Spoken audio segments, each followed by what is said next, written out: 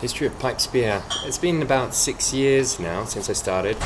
I started as the artisan brewing company back in 2008, and we very quickly had a brand called Bare Naked Beer. The emphasis being that it was additive free, completely natural, and vegan beers. So there was no label on the bottle, so we thought Bare Naked would be a good brand. And lo and behold, Pepsi thought it was a good brand too, and put the grip on us. And after 2 years of legal battles over the use of the word naked, we lost actually. So I had to rebrand, and that was last year. So March 2013, we rebranded as Pipes. We're still making the same additive-free, all-natural beer. It just wears a different tag. I'm not vegan myself, but I don't think it's wholly necessary to be using swim bladders of sturgeons and fish in the beer just for clarification. They use this because it speeds up the process. It leaves the beer crystal clear almost within 48 hours, and so there's a cash incentive to do things that way. But over time, all beer falls bright naturally. So if you can wait it out, then you can have vegan beer.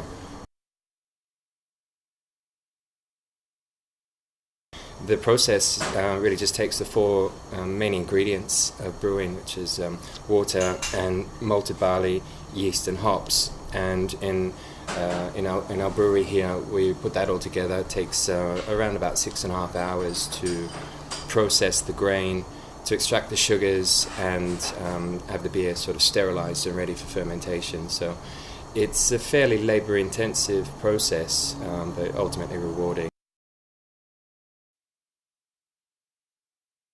That freedom to do what you want, brew what you want on any given day. You want to work for yourself too, wouldn't you? Yeah. It doesn't make it easier necessarily. I don't get extra time off or extra money per se. If anything, I get more stress.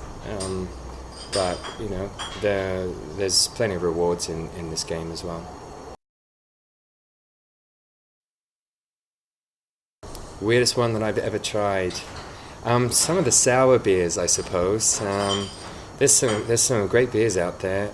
There's an apple beer that I tried. It came from a craft brewery in Japan. Don't know the name of it, but that was quite amazing.